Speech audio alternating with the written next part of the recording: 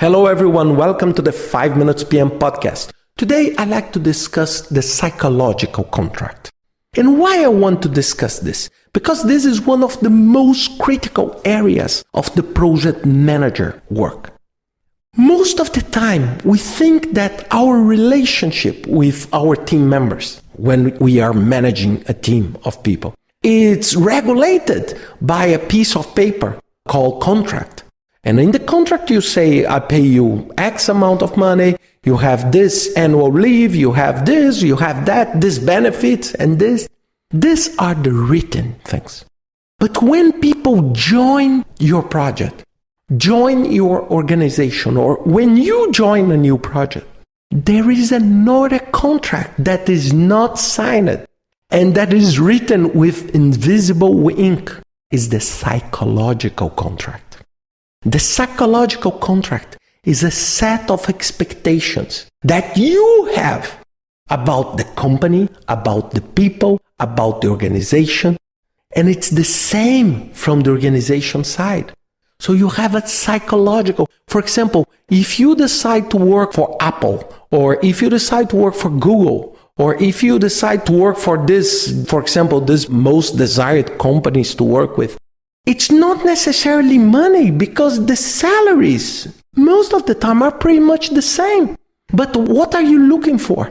You are looking exactly for this psychological contract, to be part of a winning team, or to be part of a flexible team, or to be, it's to fulfill one of your needs. And this will regulate your relationship, and this will be a key driver for you to support or for you to resist a change. It's very, very important to understand this point. For example, if someone is working up to 10 o'clock every single day,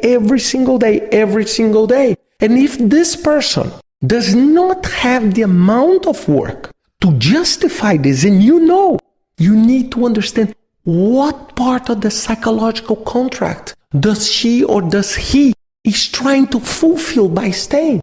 You need just to understand the underlying conditions. Maybe this person is alone on that city, on that country, and is looking to fulfill their personal life with the work. Or maybe that person thinks that this is the only way of being perceived in the work environment. Or that person is working up to 10 because everybody works up to 10, and this person does not want to be different. It's very, very important to understand this.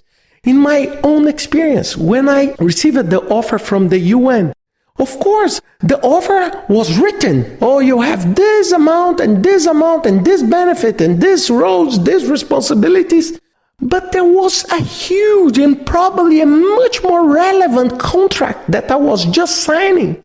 Was the psychological contract. It's what is there for me in my family, for my family on doing this move?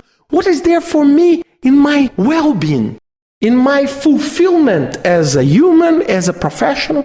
And this is a key driver to motivate me to do the work I do. If you do not understand this, and most of the project managers, they don't like to talk about this. Do you know why? Because they are engineers. We are engineers. And we are technicians and people. It's sometimes boring to talk about people and to handle people. But we need to understand that there is only one way to be successful in our projects, is to manage people well. There is no machine that can do that. And if you do not manage well, go home because your project will fail. I promise you, your project will fail. So think always about that. Try to understand what is the psychological contract. Even when you go for a date, sorry for using a complete different example. You go for a date.